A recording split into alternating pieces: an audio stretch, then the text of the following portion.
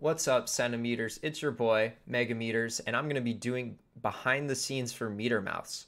And hopefully I do this right because I recorded the entire video and my microphone was not on. So let's get into it. So the reason why I'm making this video, same reason as the last video. I know I'm not popular yet, and so this is more for my records than anything else. If I do pop off and become popular, well then this is here, and I don't have to do the work later. But yeah, it's nice to know what my process was like, be able to look back at it and have all my thoughts organized for the future. And as for the structure of this video, I am winging it all. I'm just going to talk here for approximately 30 minutes. That's how long the version took that I recorded and it didn't get audio. I'm going to talk about the album itself, every song that I made, and the process behind it. And I'm just going to go in chronological order, so when songs were started and really started to come into fruition.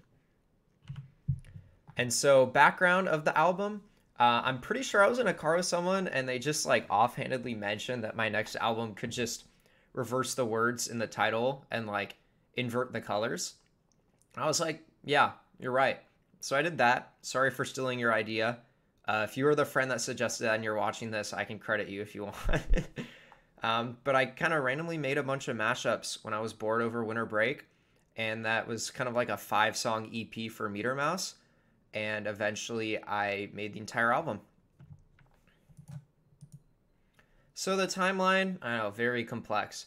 Started December 29th, which was just over 3 weeks after the last album released, and I was sitting at home during winter break, and I'm like, well, I could just make more mashups, and that's basically what I did.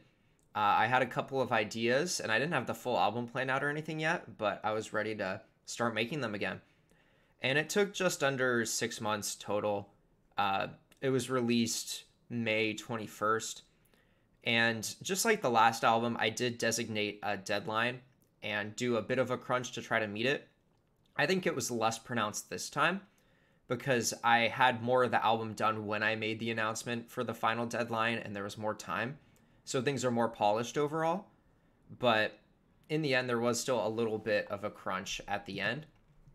And some details about how I produced the album, mixed entirely in Audacity. I have a friend who's helping me get an Ableton Live subscription, but I started with Audacity with those first 5 songs, and I figured I might as well follow through with it.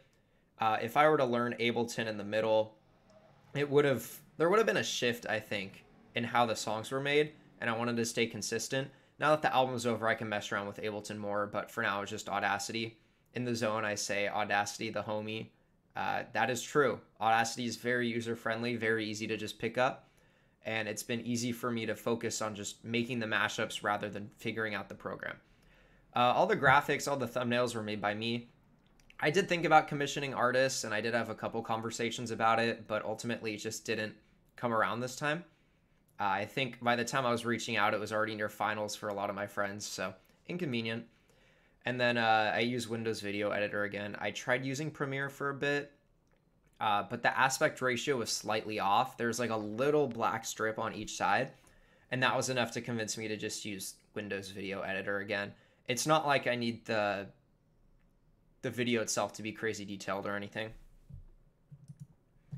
And again, some people ask, how do you come up with these mashup ideas? Sometimes they just come to me, songs sound familiar. Sometimes the names have a funny pun. Sometimes I just lab it out. There's a song I want to work with. I look through my Spotify playlist or I look through TuneBat. TuneBat is a site I've been using. See what's similar. And I work from there. One thing I could improve on is the ideation process for these songs. Right now, I've kind of just been coming up with whatever, doing whatever. And some songs are kind of doomed from the start because of that, if there's a bad idea. And so I'm going to go over Fireflies, but that was one song where it just wasn't the best idea musically. And it might be funny, but it's not going to be taken seriously as a song. And the process for actually making the songs is first I acquire the sample of the song, whether it's the vocals or the instrumental. Then I match up the speed of the songs, the BPM. I align the spacing so that you're starting at the beginning of a beat. And then adjust the pitch so it matches up. And then at that point, that's like the basic mashup. You get any extra credit with adding in flares and stuff. Visual design, I had a lot of fun with. The base idea was just to invert the colors from the previous one, but there are a couple of changes that I made in terms of like the text coloring with like the blue glow, and I used like the symbol not found symbol. That's kind of an oxymoron, isn't it? But I thought that it kind of fit the vibe of the album well. I think if I made another album, I would put a lot more thought into the visual design of it. But I will say this felt more personal to me than the visual design of the previous album. And the ordering of songs, last time I had like an algorithm like, oh, start out with more pop songs, you can lead into it. This time, only thing I'm going to say is the last track of Mouth Meters is Ace Attorney, Bad and Bougie, and the first track of Meter Mouse is Ace Attorney, Bad and Bougie. I'll let you work out the rest for yourself. You're a smart cookie. You can do it. Songs. Getting into all the songs. First song I started working on was Praise Your Way in December of 2022. It heavily relies on bass to be good.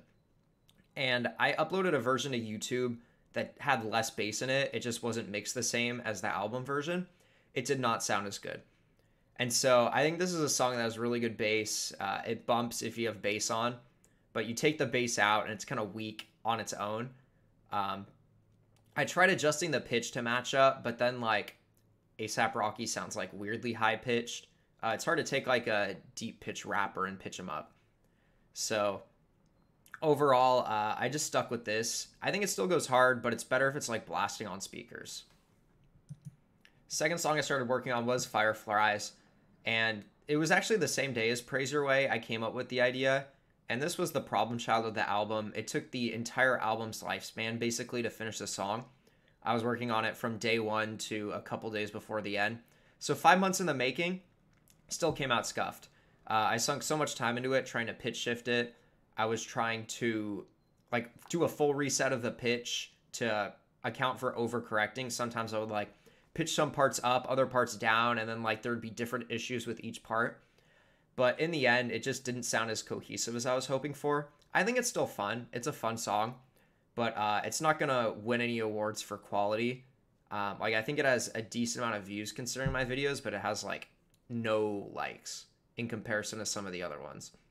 So again, fun to listen to, not winning any awards. Baddest of the American Boys was the third song I worked on. All of these 5 were in December, so they were pretty rapid fire. This one was fairly smooth to make, a couple tweaks, but yeah, no major issues with it. The songs work pretty well together. And I do want to put this on a CSGO cat montage at some point. Maybe I'll mess around with editing and stuff like that, but my top priority was just getting the videos out for the album, and then I can always like re-release stuff with higher quality visuals later if I want to. There's kind of this dichotomy between actually releasing the song and then presenting it in a way that people would click on it and engage with it, and could definitely put more work into the presentation, but I also don't find that part as fun. So song number 4 was Hamster Paralyzer. Also went pretty smooth. I feel like I made a lot of small changes over the course of the album, but no huge changes. Like the song was pretty functional since the beginning.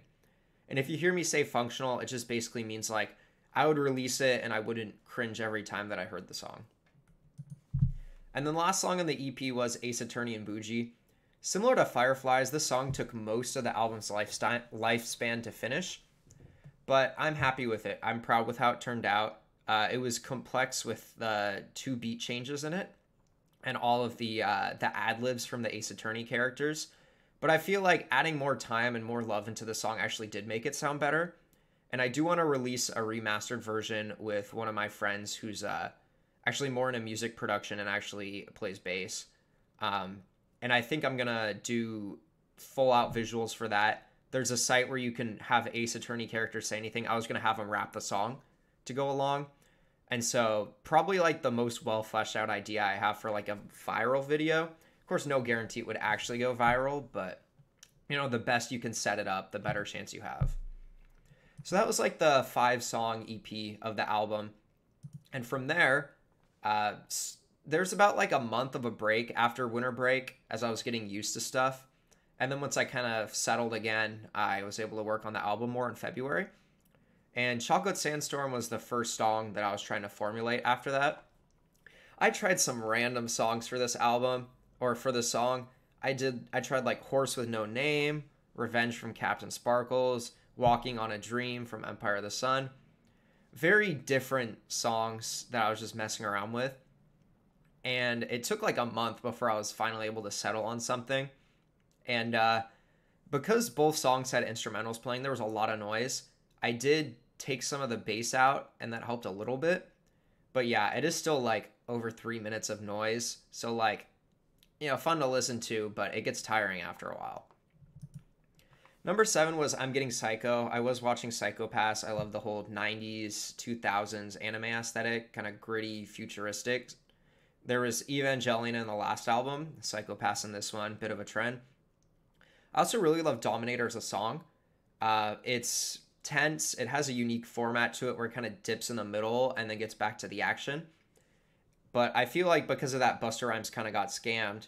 Because if Busta Rhymes is just singing over nothing, the vocals really stand out. Just because the vocals are generally lower quality than what you get at a studio from the artist recording. And that isn't as evident when it's playing with like an instrumental, but when it's on its own, that's when it really stands out like a sore thumb. And so I had to quiet it down to make it fit better. But even then, it's weird having him like go quiet and then go not quiet again. It was also kind of cool, but in terms of like musical integrity, I feel like it definitely compromised that a little bit. And I got very creative with this thumbnail. The Intermission-y. So this was with the Voro twins. I got a cameo from them.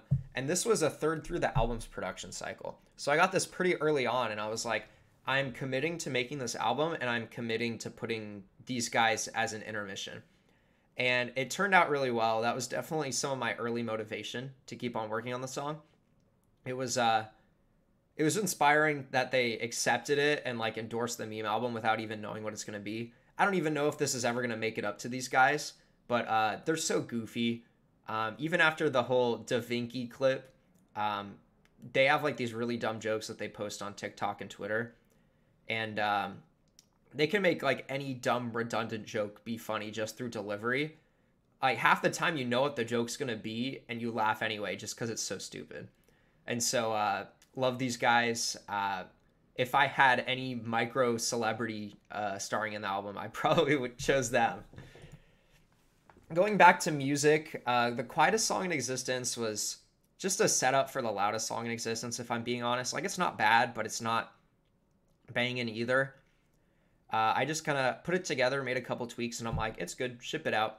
So, yeah, this one isn't winning any awards either, but, I mean, it does a good enough job for what it is. It's not bad. And the next song I worked on was Bocchi the Pretender. I also had issues with pitch in this one. I had to redo the song due to overcorrection. I made some parts higher pitched than they needed to be, some parts lower pitch, and it got convoluted, so I had to like redo the entire vocals. And I did get copyright struck when the album came out, so that was kind of tragic. I had to cut it from the YouTube version, but it did have one of my favorite thumbnails, which is why it's a shame I didn't get to use it. I found that one image on the top left of Bocchi between the fingers, and I was like, I can find a Dave Grohl image that looks similar, and so I photoshopped that in. And I had a lot of fun with that. So, like, in terms of actually, like, being a good thumbnail, this one is definitely up there. And then Time. Time was really fun to make. Kendrick has goofy-ass vocals. Same as, Forrest in the previous album. Goofy vocals. Makes them sound weird, but it's funny. I also really stuck with the time travel theme here for all my Chrono Trigger fans. And I feel like I nailed that part of it creatively. Definitely had some of the most flair out of the songs that I made. And it's a divisive song. You like it, you like it. If you're a Chrono Trigger fan, you like it. If you like weird Kendrick Lamar mashups, you might like this. But you don't know what either of those are. You might be like, what am I listening to? But it's in the middle of the album. So, like, if you made it that far, you care enough to listen through. Number 11 was Don't You Worry, Children. Not the best name. It does sound kind of weird. But it's Don't You Worry, Child and 7 Years by Lucas Graham. I could have done like Don't You Worry in 7 years, but that's just like, it's a weird title. Um, but Lucas Graham in 7 years talks about how his children are like an important legacy for him and how they kind of define his life and what he's done. And so I was like, well, I can tie that theme in and make it a stronger thematic title. But yeah, it does sound kind of weird. I stand that it's like a cool idea. I stand by that. But yeah, out of context, it's weird. I was hoping this would be one of the best sounding songs of the album, but the songs aren't a perfect fit. I learned that two pop songs doesn't necessarily mean a quality mashup. I had a lot of like more weird mashups that turned out higher quality. I think it was just like conflicts between the pitch, the key, um, even some of the mixing, because the vocals of 7 years are like, they're kind of emotional, uh, more quiet, and then Don't You Worry Child is like, it's bumping. Um, yeah, not a perfect fit because of that. I did put some elbow grease into that, but in the end couldn't tie it together. But I would be interested in remastering this one too. The Zone. So I was originally considering Magus' theme. I don't know how his name is pronounced, from Chrono Trigger. But it was too serious, and I'm just not at the point where I could pull off serious yet. But like kind of the ironic serious, I can have a lot of fun with. And so then I switched to Pokemon XD. And then if you don't get the fish and you don't get the Mr. Zone part, that's okay. It's an IRL friend joke. I'm sorry. You ever get to meet the guy, I'll shed more light on it. But it was fun just bringing in a friend who wasn't necessarily experienced in rapping and then getting them to spit some bars. And then recently I did a rap for Triton Gaming Expo, and that was a similar experience where I brought in another friend. And so, I mean, really anyone can spit if they have good lyrics, they have good flow set up for them. And I'm trying to work on that more myself too. Maybe I could put out some serious flow someday rather than hiding behind the irony. Talking Heads Sing the Wrong Song was song number 13, so 2/3 through the production cycle, basically. And funny story about this, when I first heard This Must Be the Place, it was a remix by Miles Fisher. And I remember looking through his discography and I'm like, this song seems a little bit different. It seems more creatively deep. And then I learned it was because it was drawing from the Talking Heads and their original version of This Must Be the Place. And I like both versions. I stand by both are good. But I didn't know the Talking Heads made the original version of that. Because I've definitely heard Once in a Lifetime, Burning Down the House. God, what's their most popular song? Beds on Fire. Psycho Killer. I've heard all of those before growing up, especially near Berkeley area. And Talking Heads kind of have like a homemade vibe. Their songs are more rough around the edges, but in a cool way. And so I thought they would be prime for doing a mashup like this. Just because, it's already rough around the edges. If you do a little bit rough around the edges with the production, like it isn't completely out of place either. The loudest song in existence. I feel like I channeled my anger into this one. Every edgy, loud song that I could think of, just slapped them together. I polished it a little bit, especially the ending part when the two songs come in. I had to make it sound like remotely working together. But so again, just similar to the last song, being unpolished has its own charm too. And the transition from the quietest song when 21 Savage is like, y'all thought I was gonna whisper the whole time, and then it just cuts to Dragon Force immediately. I always have a lot of fun with those transitions, and so it was really fun having kind of just a loud, noisy song like this.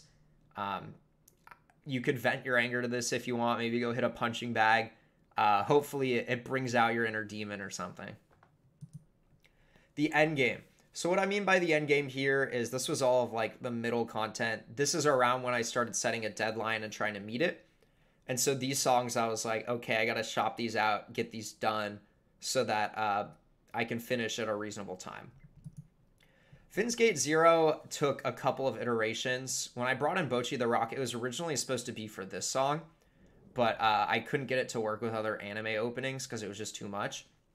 I originally used the Steins Gate opening, but it just wasn't as good. And so then I switched to the Steins Gate Zero opening, which fit better.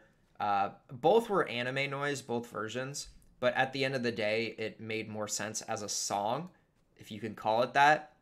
And then, yeah, the thumbnail was very interesting to make, but I had to keep with the theming. So I also considered like commissioning this, but the moment I commission something like this is the day that I lose my dignity. So I'll keep it as a poorly photoshopped image. Real Soviet Shady was song number 16, getting to the last couple of songs. I originally made it as you reposted in the wrong Moscow, and it had Shake That, but that didn't really work as planned. The pitch was off to the point where I wanted to switch it entirely. So I swapped for another Eminem song, and that worked better. And honestly, when I put in Lose Yourself at the end, that fit just as well. I think it could have gone either way. But the heck, Twitter. I had Twitter open. It said nothing until like 20 minutes in the video. Anyway, Lose Yourself fit just as well. Could have gone either way. And happy with how this one turned out too. I guess Eminem just works with this instrumental. Invisible Mistress was pretty quick. I originally messed around with like The Fray, How to Save a Life. I wanted to have kind of a calm, funny song near the end. I was going to put that with like Pina Colada or something. It didn't work. Then I found Invisible Touch. This was through TuneBat where they had like similar BPM, similar key. And I was like, okay, I can work with this. And I couldn't get the actual instrumental from the Pina Colada song. So it's a karaoke version, but it's close enough. And in terms of the name, there's obviously Invisible Touch from Phil Collins, but the Pina Colada song is about escaping his wife and cheating on her. So if you haven't understood that before, now you know. Look into the lyrics, it makes more sense. But, because he's hanging out with someone else, that's his mistress, and cheating on her for that. So I was like, I can make it kind of thematic, even if it isn't immediately understandable. But yeah, it's always great when you can find a title that fits well with the song and has good meaning behind it. People can immediately tell what it is, but sometimes you gotta take the L. Like Mixed Signals in the last album, that was something where I tried to like get thematic with it, but you don't necessarily get the songs in there, both in the title. It is what it is. And the last song that I worked on was 1994. I knew I was going to make a 1994 song forever, but I guess I kind of put it off. But it was fun to put together. I love Run Around as a song, both the instrumental and the vocals. One of the biggest pop songs I know that has harmonica solos in it, so it goes pretty hard. And I put a lot of interesting vocals in this one. Mariah Carey, Weezer, Offspring, Lion King. Just a whole random batch of things that came out in 1994. And not all of them were happy harmonica songs, obviously. But it was interesting to listen to. Weezer comes up at the end and everyone starts like complaining. It's funny. So those are all the songs. The ad break, I can't monetize mashups, I don't think. So I didn't get paid. I just thought it would be funny to subvert expectations and be like, oh, you're getting an ad break. That isn't actually an ad break. But yeah, this isn't really a song. It was just kind of like, not even quite a YTP, but just like messing around with editing. And so that's all the songs in the album. And then just covering some next steps. I do want to create kind of like a club mix or a playlist with songs that you can like listen to just in one continuous stream, maybe work out to, or you could play in a club. Just because, if you're banging and then the softest song in existence comes up, you're like, well, gotta slow down, I guess. Or if like the alphabet comes up or the Voros twins come up, it breaks the momentum a little bit. So I do want to mess around with a club mix that would like, keep the adrenaline up, something that you could play somewhere and actually like keep listening to. And then I do want to make original compositions. I have some music friends that are telling me like, hey, your mashups are getting better and better. Your music production's improving, but I'm curious to see what happens when you put out something that's entirely your own. So I'm still messing around with that. Like I mentioned, I have an Ableton Live subscription that I'm trying to learn. And so something will come out eventually. I'm still thinking what I want to make music about, what I want to try to convey. Because, these are funny, but I don't know if they're necessarily life-changing, And And so I want to try to come up with music that is uniquely me and, is something that I'm offering creatively to this world rather than just like, ha, you put those together. That's silly. And then keep uploading songs. With Mouth Meters, I rushed out all the songs to YouTube, SoundCloud, and I feel like I missed out on the potential for some views that way. If I put the songs out more consistently, they ride the algorithm better. And I actually, when the album started, I was talking to Crypto Digital. They were kind enough to give some feedback to me. And they were mentioning, like, you don't want to make songs only in the context of an album, because then they're not going to be as successful on their own. It's kind of hard to place the context of it. And, the creative aspect of it is stunted because it only makes sense in the context of the album. So a lot of the YouTube uploads that I've made recently, I try to make it so that they would be their own contained experiences too. I still do like making songs for the purpose of an album because it feels really good to tie everything together. But the songs aren't as reliant on each other in order to exist. Except for maybe the quietest song in existence. That one is kind of a throwaway. But that same idea of, making it so songs can be marketed individually. Crypto Digital also gave good advice on not mixing bass lines too much, making sure the pitch is correct, the quality of the sample is correct. And I definitely did my best to pay attention to that. Didn't follow it all perfectly. Some of it still has to come technically. But I did take an extra 2 months compared to the last album to kind of polish some of that stuff. So I'm hoping it showed. And then the last thing, I still do like making mashups. I don't know if I will ever stop. And so I was thinking maybe a third album called Meter Meters. At this point, I'm completely graduating from the mouth part.